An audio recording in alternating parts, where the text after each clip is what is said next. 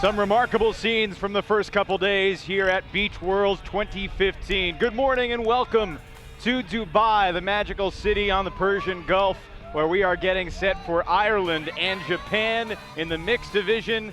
It is about 10 a.m. local time here in Dubai, and it is great to have you with us on Dubai Sports here locally and all across the world on the WCBU website associated with Dubai Sports and Sky Magazine. Alongside the great Megan Tormey, I am Evan Lepler. It is an honor to be here, and we got Ireland and Japan mixed. Ireland is 1-1, Japan is 1-2. Interesting concoctions of teams here. Megan, what are you most looking forward to about this one?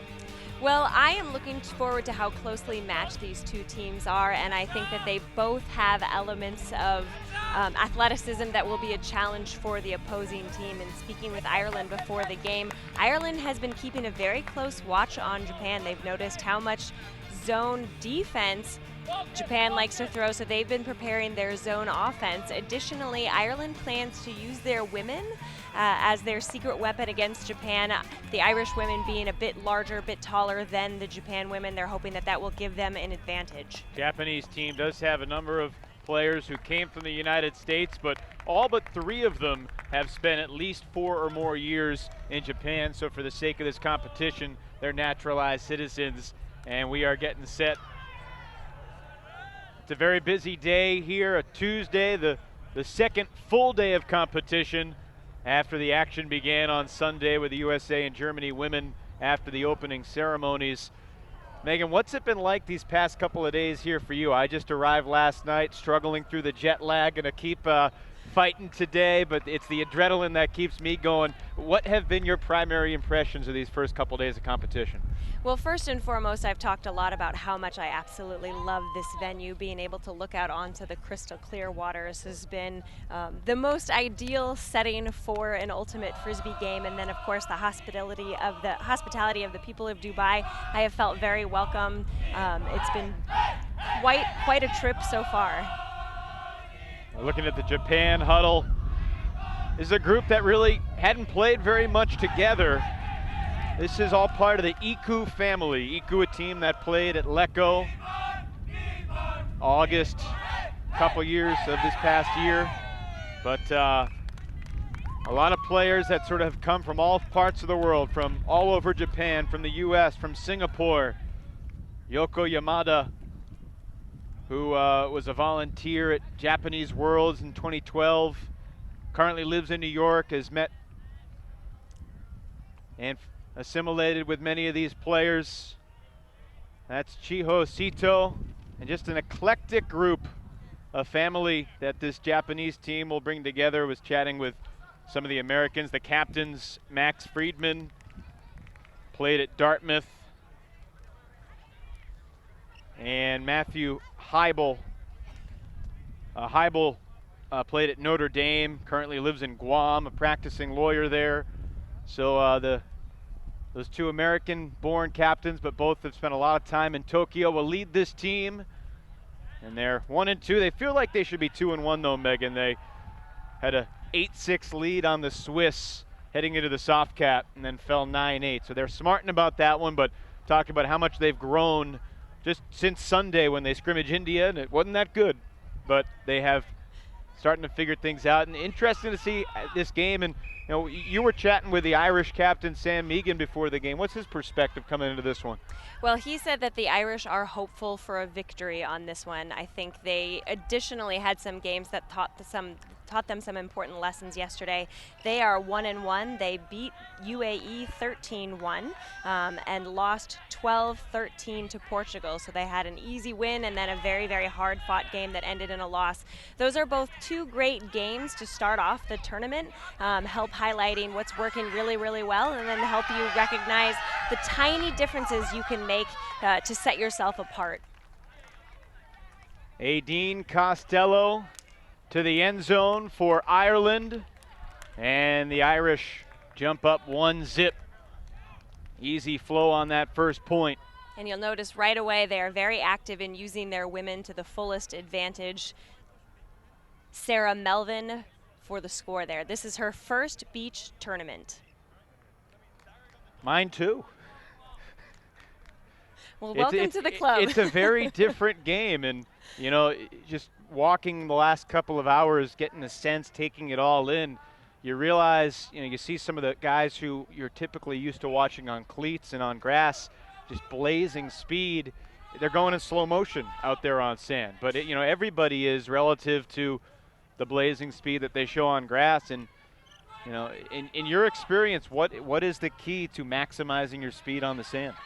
Well, first and foremost, you want to try and make the most out of a one-step pivot. When you have to take several steps, that just really slows you down a little too much. You want to be quicker to turn on a dime as opposed to running 3 or 4 steps in the sand. That's crucial. The other part is recognizing that there's only so much you can do while running in the sand. It really comes down to the throwers recognizing that their targets are not moving as quickly as they do on grass and adjusting both the timing and the speed of their release. The wind picking up. It was Rory Kavanagh for the Irish mixed team who picked up the D, and now Kavanagh with the disc, looking to the end zone, and it's 2-zip Ireland in the end zone. Jennifer Cooper, and a good start for the Irish.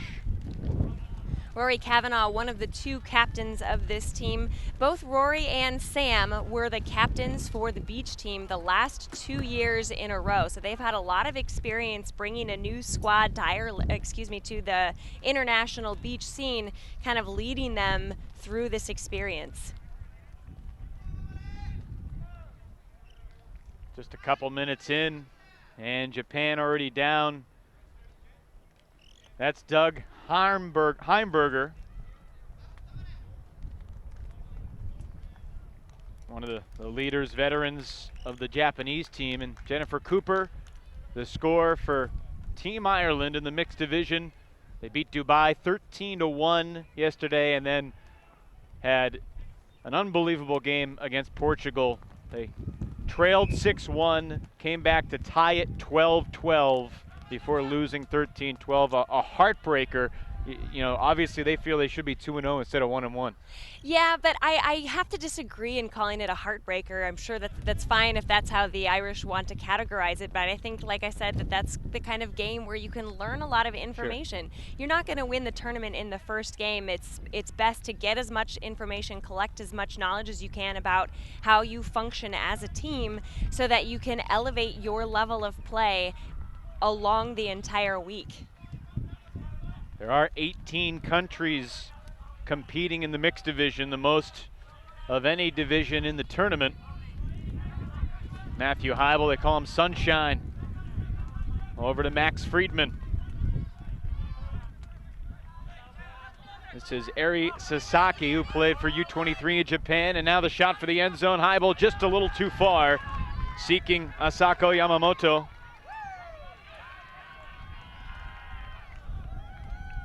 So a pretty important defensive hold here for Japan if they're going to have any chance.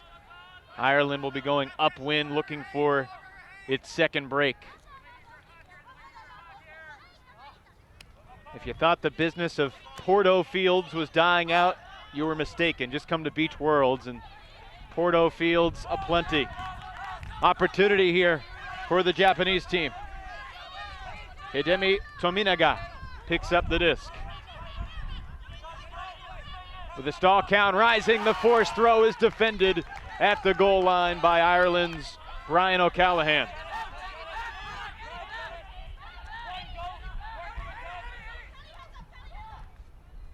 Kevin Timoney forward, 45 meters from the front of the end zone on one end to the front of the end zone on the other, 15 meters from the front of one end zone to the back of the end zone. So the entire field, 75 meters from the back of one end zone to the back of the other. It's the other thing you notice walking around the fields as the wind picks up and we're holding on to our tent. You know, you watch some of the best throwers in the world, and they're never throwing it as far as they can in a game of beach ultimate. So there's much more finesse on every throw. And that's so important of all the many adjustments that need to be made when learning to play on the beach or when acclimating to the beach setting. That's one of the lesser discussed, is understanding that the beach field is shorter. So throws that would take you to the back of the end zone on a field going to go way out the back of the end zone on beach. So keeping in mind that you have to kind of holster your desire to let it rip. That was the first thing I noticed walking around and watching some of the open games, the conservative nature of the teams looking for the unders when they had some height streaking deep, but they just don't have that sort of cushion toward the back of the end zone like you do on a typical grass regulation size field. So Japan looking for its first score. Games to 13, 45 minutes in length. That's when the soft cap would go on. And looking deep for Yamamoto,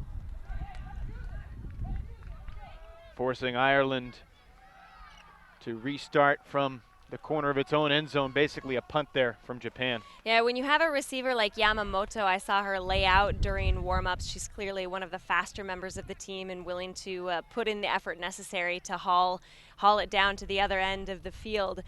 It can be tempting to overthrow her, as we've seen happen 2 times in a row.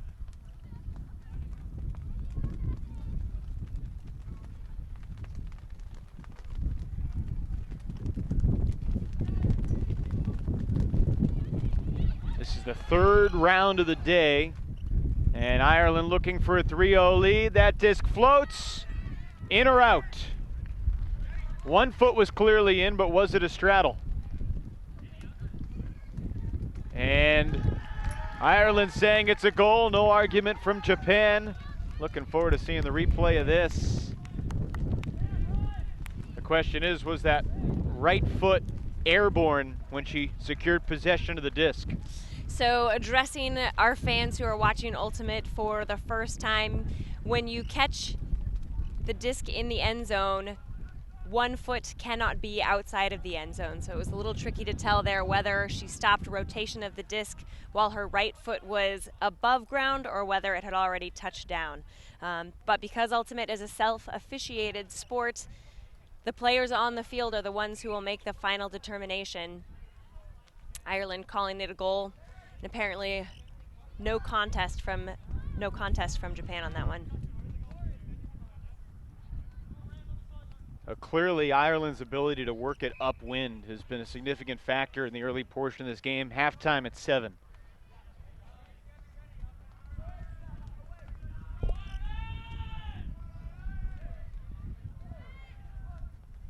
It's Kavanaugh with another pull for the Irish, and that's a beauty.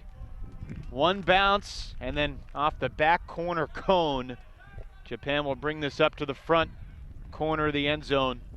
Landed inbounds, untouched by the offensive team, out of bounds. They're allowed to walk up to the front of the end zone. If, for example, it had bounced off the ground and then deflected off the Japanese player's body before it went out of bounds, then she would have had to initiate play from the back line of the end zone, and in that case, Japan would be in a very precarious position. Yeah, it is tough to be pushed all the way to the very back of the field. One missed throw, and it can result in an immediate score for the opposing team. Peter Griffith unable to connect with Asako Yamamoto. The Irish with a quick restart. Donald Murray over to Rob Holland. Unmarked at the moment.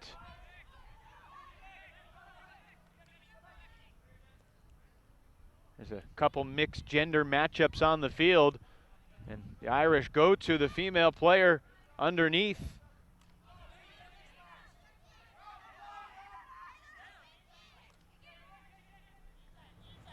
Holland, beautiful lefty backhand up line goes Kavanaugh, and it's 4-zip. Just over 10 minutes gone here in the first half.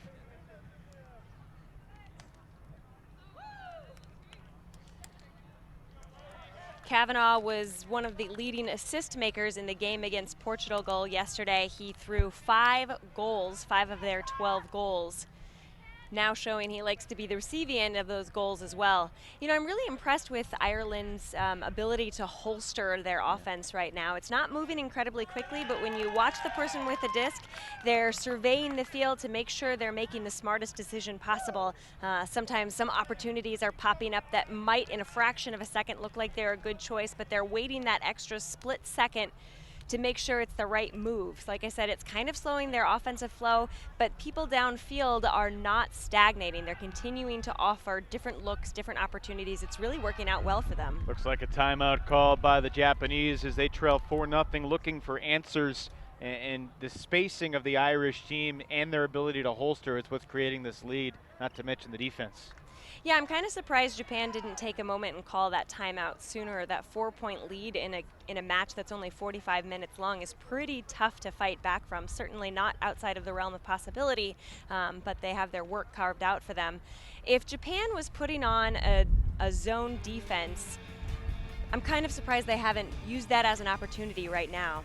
It started with a shot to the end zone from Melvin. The Irish knew they'd have an advantage with their female players. They have great confidence in that aspect of their game, and Jennifer Cooper found the end zone.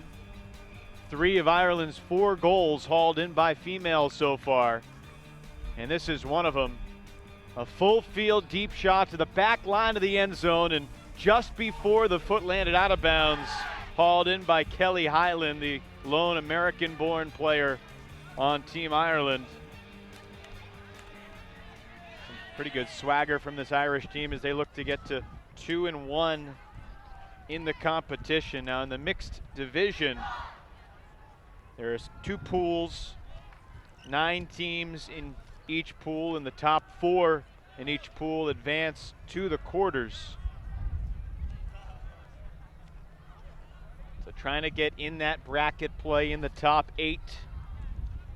Obviously leading up to the championship games, which will be late Thursday afternoon and then all day Friday, and we'll have those all covered for you throughout the week.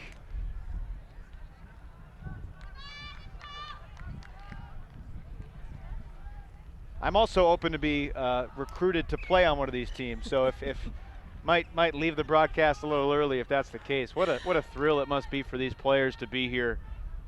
You know, some of them have trained their entire lives for this. Some of them are, you know, much more Frisbee novices, learning about the game of ultimate and the cultural impact that this sport is having across the world is remarkable, and to see it unfold in front of our eyes firsthand.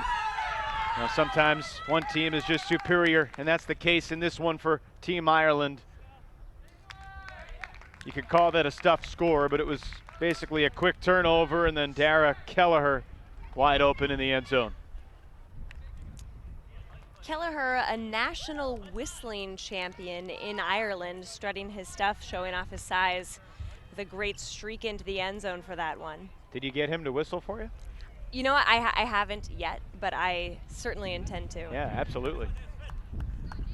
We got to see if that's actually true, or whether or not that the Irish team was just messing with you a little bit, because I think it's about 50-50. I hope it's true. You know, I will admit to being gullible, but I believed Sam when he told me that factoid. So again, we'll find out. We'll have him whistle for us, and then we'll get back to you. Irish's whistling offense so far out to the 5-zip lead. The 4th ever Beach Ultimate World Championships. 2004, 2007, 2011, and now 2015. A typically once in 4-year adventure. 4 years ago in Italy. Before that, Brazil and Portugal also hosted Beach Worlds. And this is the first time that WFDF, the World Flying Disc Federation, has ever brought one of its international competitions into the Middle East. A lot of conversation about that, but you know, you were chatting with some of the locals from Dubai, play for the UAE team, and you know, the cultural exchanges, and you know, Ultimate still in its infancy over here, but this is something that can be a launching point. Well, and Dubai is such a cultural melting pot. It's been great, I think, for all teams to come see what Dubai has to offer. Max Friedman in the end zone lays out, and Japan gets on the board. The entire Japan team rushing to the field to celebrate their very first score, especially an effort like this one. A layout to ensure his feet cross the line. Some great replays of that layout. Friedman, one of the captains, formerly of Dartmouth's team, Pain Train. And he's lived in Japan for quite a while. You know, it's an interesting set of circumstances for the Japanese players. Japan typically considered one of the strongest non-North American countries, if not the strongest in the world. You look at the legendary performances of the Buzz Bullets and a lot of incredible athleticism and such a unique, different style. But the circumstances of this week being Beach Worlds, it's also the same week of the Dream Cup in Japan, held in Fuji City every year. Pretty much the largest tournament in Japan every season. Ireland leads 6-1, a point shy of the half, as Donald Murray finds himself in the end zone for the score. And a shot from the hip by Sarah Melvin. You know, that disc had perfect speed. She didn't put so much spin on it that it was aiming for out the back of the end zone. She saw that Murray had steps on his person, had plenty of time to get to the end zone, but still lofted it just enough to give him air time to get there. Such a different sort of finesse required on these throws from what you're typically used to watching on grass, wearing cleats, and you know, you're looking at a lot more bullets in the other version, but here a lot of floaty throws, that lip of the disc tilting upward as it flies, saucering to the end zone to try to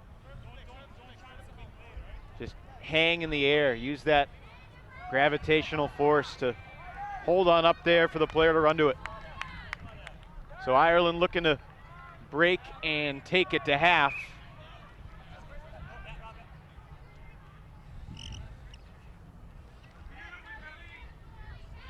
Friedman will receive this pull.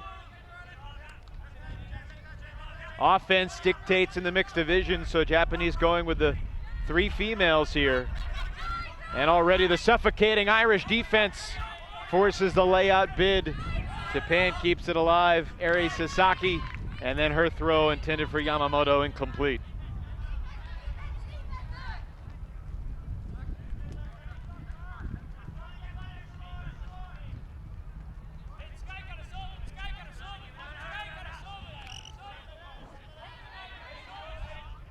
Rob Holland stumbles downward, and a foul called. Again, completely self-officiated. Pivoting, and clearly a foul. No contest there by Friedman. Costello had it knocked away. Friedman, the poaching D. Japan going upwind here, away from the ocean. This is Griffith at the Lawrence University in Wisconsin, wearing a hat with a couple of Japanese characters. And Friedman, his second score for Japan. Little disappointed because Griffith, who picked up that assist, has the Japanese characters on his hat, number 3. And the characters sort of are translated into hammer time in Japanese. Well, maybe he's holstering that for the end of the game.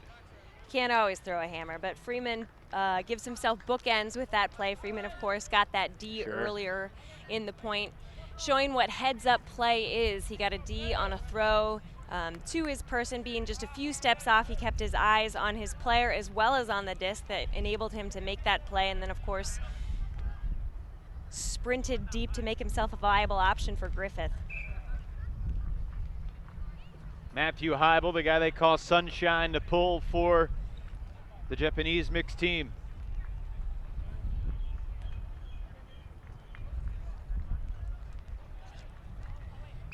Kensuke Nakatsu, the other gentleman out there on this 2 male, 3 female line for the Japanese defense. And the pull just wide of the end zone. Ireland will center, taking it to what's referred to as the brick mark. Out of bounds pull comes to the middle of the field, just outside the end zone. Heibel defending Finn. Initiates play and underneath wide open.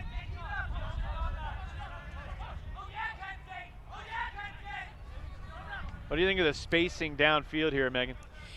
They're doing a really good job of using the entire length of the field. It can be tempting to clog or hang out behind the disc when you're on beach. Really gives themselves some room to play around with it. Isolating their 3 female cutters downfield.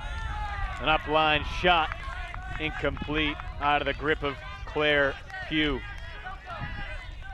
Just not quite enough float.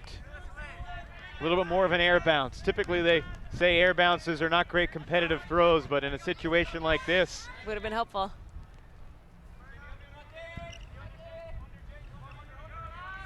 You know, obviously the smaller field, but also a 5-on-5 as Japan's Yoko Yamada just sheds the pylon.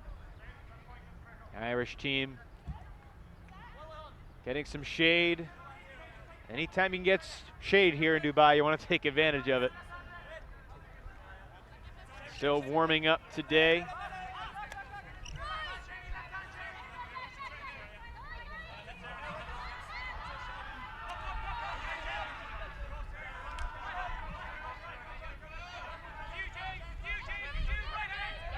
Dump it back for Heibel. Naito. Heibel, the lefty. Nobody really threatening to stretch the field here for Japan. And now Heibel's going to take off. Well defended by Ireland. They sensed it coming. And now back to Heibel underneath. Is there enough float on this one? There will not be. What's it like on a multi-turnover point, 5-on-5? You know, there's really not a place for you to cheat and try to get some rest. No, and this is really where we start to see unforced errors mount. We were watching a game, Russia versus Canada yesterday, a game that went on very nearly 20 points. There was huck after huck after huck to empty space, players not quite able to close that gap. Now that is the veteran move that really helps these points that start to go on a couple possessions, especially on the beach. A timeout so that you can collect yourself, take a deep breath. Because besides that, when you're playing 5-on-5, there are too few people to really get a rest during the point. Ireland leading 6-2, 1 point away from taking half. Another dissimilarity from grass ultimate. Halftime is very brief, so there's not an extended break like there is on grass. Coming up later today, at noon local time, in about 90 minutes from now, we'll have a fantastic game between two of the top open teams, Great Britain and Japan. It's one of the highlights for the Japanese mixed team. Friedman has both goals. And then one, Megan, I know you're really looking forward to, as are we all here in Dubai, a possible championship game preview. You never know, USA and Canada. That'll be at 3 o'clock local time, and we are 8 hours ahead of the East Coast of the States. That makes us 11 hours ahead of the West Coast, if I've done the math correctly. So, you're doing great, Evan. 3 o'clock local time here, 7 a.m. on the East Coast, 4 a.m. on the West Coast. And for all of Megan's fans in Chicago, that'll be 2 a.m. No, it'll be 6 a.m. on the East Coast. Lots of great sights to see here in Dubai. You and I have gotten the thrill of broadcasting all around the world, in the United States and Canada. I must say, going through customs en route to Dubai was easier than going through customs en route to Canada, which was a little surprising. I felt the exact same way. I'm like, don't I have to fill out some paperwork and answer a bunch of questions? They just stamp that passport, take your picture, and you are off. Ireland unable to take half on that shot. Up the far sideline looking for Claire Pugh. It's not quite enough lift on that throw from Jennifer Kwan. So this Ireland team seated 4th in the mixed division coming in. USA number 1, Sweden 2, Canada 3. How do you handicap Ireland's chances to be a contender for a gold? That's going to be too far, and Ireland will retake the disc in the end zone. Well, the difficult task with that is you noticed how much talent they have spread across their roster. I think in their game against UAE yesterday, their leading goal scorer was Claire Pugh with just 2 goals, and their leading assist maker was Derek Kelliger with just 2 goals. So that means that the entire work of scoring those 13 points was spread out across the entire roster. They're not relying on just 1 or 2 individuals. Which is good news, right? It's great news for Ireland, but that makes it a very difficult task too, as you were saying, handicap this particular team. It's not like you can focus your energies on 1 or 2 individuals. So you're going to have to try and mix up the defenses to do something to kind of slow down the offense. And then offensively, you're going to have to work it within all hands on deck, because Ireland takes note of their opponents. You can't rely on just a couple of people to run your offense, because they'll put their best defenders on it and stop that. Looking for Seamus Murray, and that's halftime as Ireland leads it 7-2. Pugh, forehand past the mark of Naito. And a long point won by the Irish. No luck needed there. So it's a game to 13. And coincidentally, I believe Ireland will pull from this end zone as if halftime was not a factor. Japan pulled from that end zone at the game's outset. So a very short break during the halftime, but short as in about 45 seconds, typical time between points. Yeah, when the first half has taken up more than half the game, it is pretty customary to just get back on the field quickly. You don't want to waste the time you have remaining, because it'll all be over so soon. You know, I'm not sure what Japan chatted about in the huddle, but if I had to wager a guess, I imagine they're looking to pull something else out of the hat to throw against Ireland. Right now, their defenses are just not slowing down the Irish offense. Lofty pull, settles about midway through the center of the end zone. Heibel. Stall count rising, and he gets the reset. Looking for Heibel. He makes a great play coming back to the disc. Drops it off for Griffith. Now Heibel again. Orchestrating the attack to Friedman, and now crossfield Griffith. Japan looking to begin the second half with a strong offensive point and converted into the end zone. Hidemi Tominaga. Everybody touched it. That was the best Japanese offensive flow we've seen so far. Absolutely, and then the funny thing about that was that it started with a desperation throw. Stall count was rising, a big throw went off, and that motivated them to move it along. That's the kind of full team effort that Japan is going to have to continue to put forth to make up the difference that they look at right now. And they lost to Russia. The Japanese did 11-5, and lost to the Swiss 9-8 after taking an 8-6 lead. beat the UAE, the host team, 9-6 in the final game yesterday to get in the win column. First goal for Japan's Hidemi Tominaga.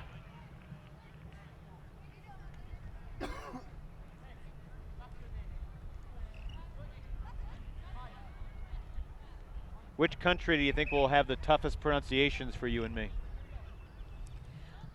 Oh, Russia. Russia? Without a doubt. Speaking from experience? Yeah. That was the team that I had the hardest time with yesterday. One of the coolest things about an event like this is trying to learn. Jump ball deep up in the end zone. Heibel soaring for the defensive maneuver.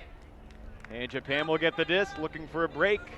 Yeah, watching this again, Heibel comes from behind. It doesn't even look like he's going to be part of the melee. Knocks it right out of the hopeful hands of the Irish.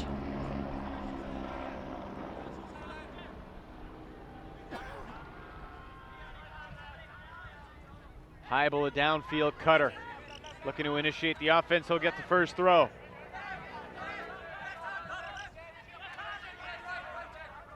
Japanese look like a different team here in the second half.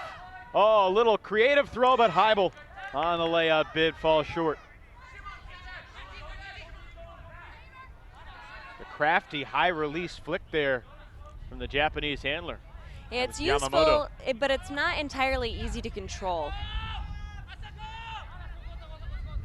The Japanese team have enough in the tank to get something back on defense. The answer is no.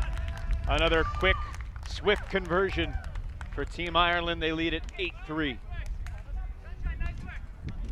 Really impressed with how well the Irish are working together. I asked Sam before the game exactly how the team came together, and Sam was the captain along with Rory for the last two beach teams, and so they picked a group of people who some of them had played on the team before, so they knew how these beach tournaments works, and then they, as a partnership, the two captains picked a few other people along with a selection committee. So it was part pulling people who have had this experience before and part handcrafted. So even though they haven't had a ton of time to generate chemistry, they've played one tournament together as this team. You know, when you go through that process, that hand-picked process, that handcrafted process, really does help you, pick those people who are going to add to the team dynamic a little bit better. Well, there's a reasonably vibrant ultimate scene in Ireland. Do you get a sense of the type of community they have over there? You know, it seemed like a cooperative one. I asked for some facts about people on the team, and he gave me a lot of whistling information. Whistling information. So knowing those kinds of fun details of one another, I got a sense that friendship really was the underlying current amongst these teammates.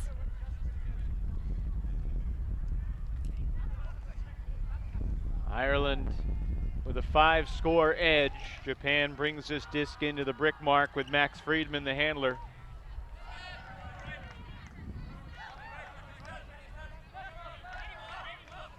Griffith unable to haul it in. Timony Dean from a disadvantaged position.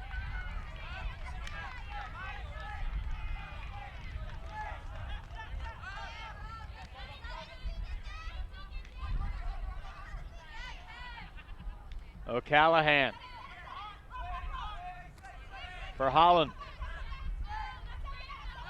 Lefty backhand off the fingertips of O'Callaghan, and Japan an opportunity.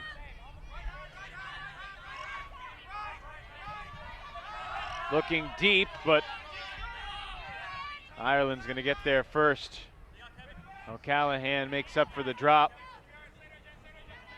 Trying to send Kensuke Nakatsu. He wasn't ready for it. Now to the other end zone. Up in the air. Bodies tumble and incomplete. It falls. Holland tripping over Friedman.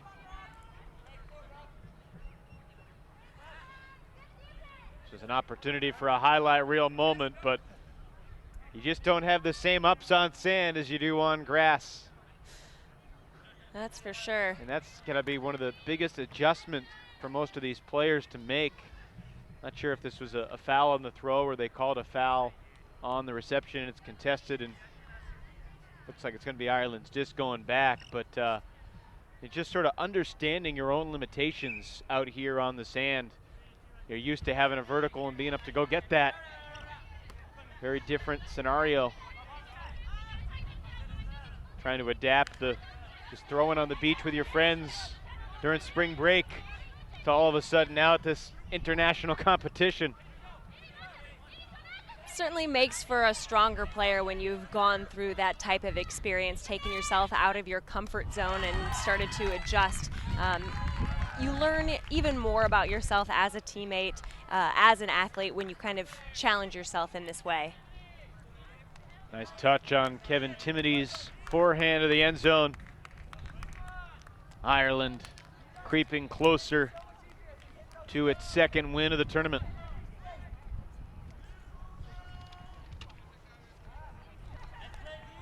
There are 10 fields at this complex, this main stadium showcase field that you are looking at the end of the large beach complex, which spans, I don't know, maybe kilometer and a half down the way, a half a mile.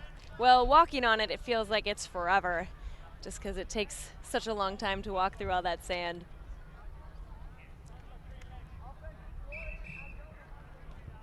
Umbrellas popular not because of any expected precipitation, but because there is no expected precipitation. Not a cloud in the sky.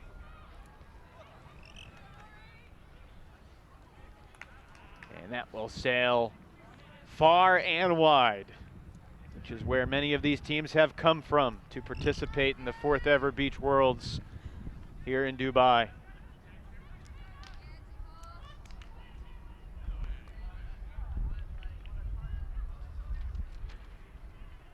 What was the highlight of the competition yesterday in terms of the games that you saw? Can I give you 2 answers? As many as you'd like. We got all day.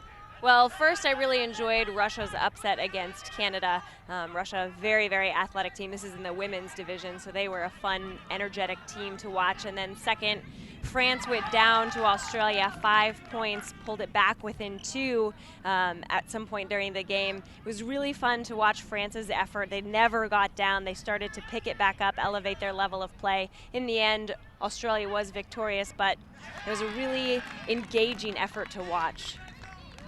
Ireland into double figures, leading 10-3.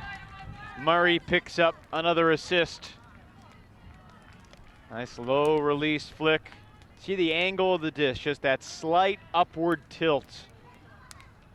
That was about as quick of a throw as you'll see from a velocity standpoint, knowing that he had the underneath cut wide open. So Ireland 3 scores away as we sit about 5-6 minutes from the soft cap.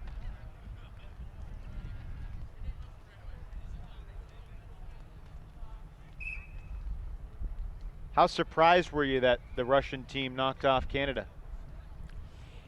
I had the opportunity to watch Russia for a couple of points against Courier Island, and that's when I recognized that they were going to be quite a formidable foe. I did feel like Canada played down. I didn't see them as aggressive as I normally do, so that in and of itself was surprising. But like I said, having watched Russia for a couple of points, I was not entirely surprised that they were as formidable of a force as they were.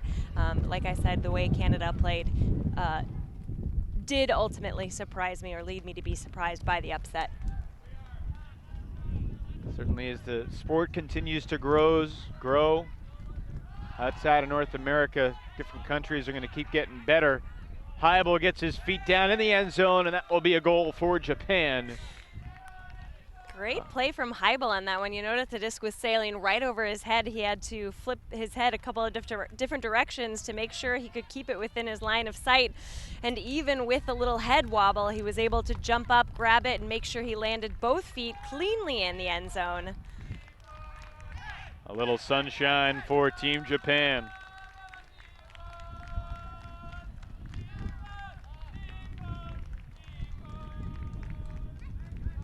this Japanese team.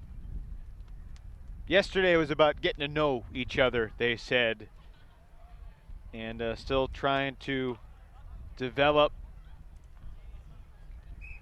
Doug Heimberger, sort of the impetus, the organizer behind this Japanese mixed team. And Doug began working for Amazon.com about 15 years ago. Now he's overseeing a lot of the Asian finance for Amazon. Started as a software engineer there. Grew up in Chicago, went to MIT, moved to Seattle. A lot of good Ultimate Cities. And talking about getting to know one another, that's another thing I really love about these tournaments. Oftentimes the teams that come to these tournaments are not necessarily the teams that play together most often back in their home country, but it is a great way to get to know people in your sport, in your home country. So when you go back and return to your club team at future club tournaments, you'll have a friend on the opposing team. Helps continue to develop and keep that sense of camaraderie in the Ultimate community, even amongst the archest of rivals. Yeah, unquestionably. And there will still be some great intensity here. Walking the fields during the last hour, got to watch the final couple points of Canada versus France in the Open division. Game that went down to the wire. Team Canada ended up winning by 1 on double game point. Worked it down the field without a turnover, but great spirit from the French team. And now Ireland into the end zone again. A little flick from Seamus Murray into the grasp of Emer Staunton.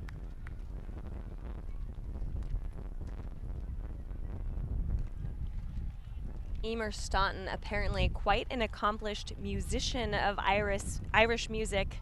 Clearly we need to have Team Ireland put on a talent show for us after this game. We'll be the judges. We have different criteria. We look for different things, so it'll be certainly very fair.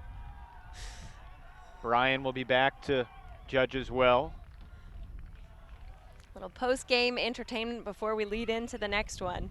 Yeah, our next broadcast from the beaches here in Dubai will be a little over an hour from now, about 75 minutes, noon local time here in Dubai. Open division with Great Britain and Japan. Looking forward to that one. No one from the Buzz Bullets is on the Japanese team. There are some of Clapham's finest on the Great Britain squad. Clapham team that, in Lecco, had that unbelievable universe point game with Revolver in the quarterfinals, and one turnover here and there could have changed the entire narrative for the top team in the world last year in Lecco.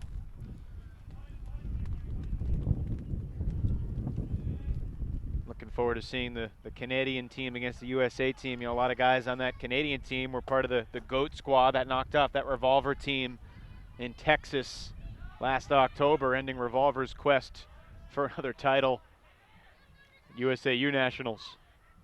Lots of great storylines here in Dubai as we watch this Ireland team trying to put the finishing touches on a pool play victory. Good defense on the under, and now Ireland shooting one to the end zone right on the money. Kevin Timoney, another assist. Ireland exhibiting patience, great patience, even more.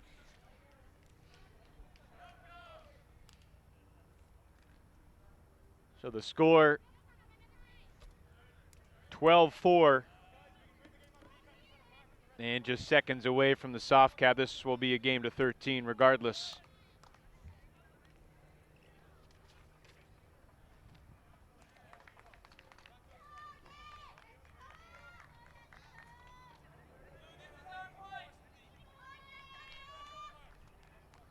Ireland's next game a couple hours from now against Slovakia, the 16 seed in that pool. Pool A in the mixed division features Ireland as the number 2 seed in the pool, the number 4 overall seed. USA, the number 1 at the top of the pool, with Australia, Portugal, Russia, this Japanese team that came in as the 11th overall seed. Switzerland, Slovakia, and the UAE. The host team ranked 17th out of 18th coming into the tournament, but obviously a chance to defy expectations.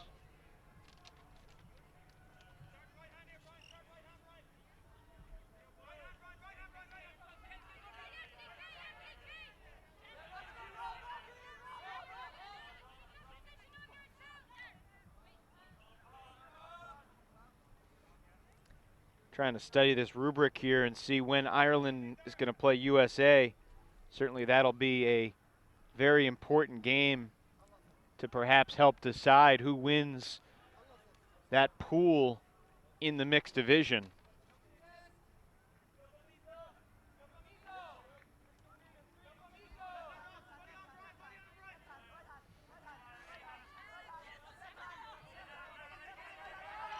Deep shot, looking for Heibel. And a great gratuitous bid from Sunshine. Giving it his all, hoping for the best.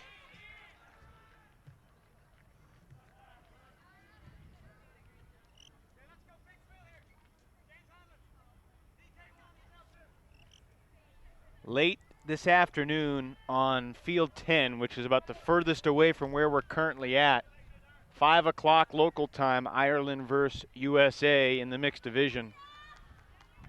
At which time we'll be airing Canada versus Sweden.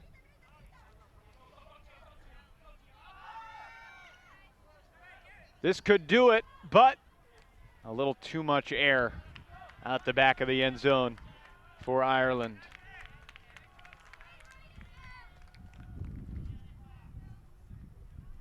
Obviously, the USA has won a lot of gold medals previous Beach Worlds, but I don't think any of the USA teams are invincible. I don't know about you. Well, having represented the United States in Portugal in the first year I played on the mixed team, we took 4th. So clearly not invincible. It's about time they replaced you with someone who can win gold. I'm sure that was not the plan at all. You're just a gold medalist in the broadcast booth. Thank you, Evan. At least one of the 4 finest broadcasters we have here. I'll take that. It's a thrill to be here with Brian Jones and Megan Tormey and Ross Christ with Dubai Sports and Sky Magazine. I wouldn't be here without Sky Magazine founder, editor Elliot Trotter. So Elliot out there somewhere representing Team Australia. We'll certainly chat with him more about some point. But Ireland closes this one out as Brian O'Callaghan clinches the victory for the Irish in their 3rd game of pool play. They improved to 2-1 with only a 1-point universe point loss to Portugal yesterday, being the only blemish for the Irish team.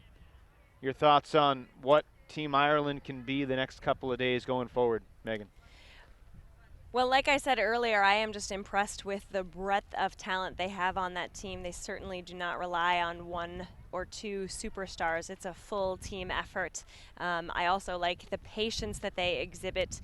I think the only thing that will help them move forward and improve is holstering those longer throws. That's where they started to get that's where their efficiency of their offense started to wane a little bit, and that goes back to, as we've talked about before, this field being a little bit shorter and the wind being a little bit stiffer than you might be used to on grass. The final score in the mixed division in pool play, Ireland 13, Japan 4.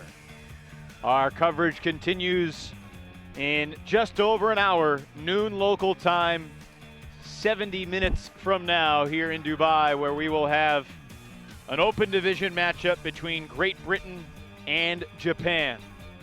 For now, on behalf of everyone with Dubai Sports and Sky Magazine, for Megan Tormey, I'm Evan Lepler. Thanks for tuning in wherever you might be, and we will talk to you soon here from Beach Worlds in Dubai.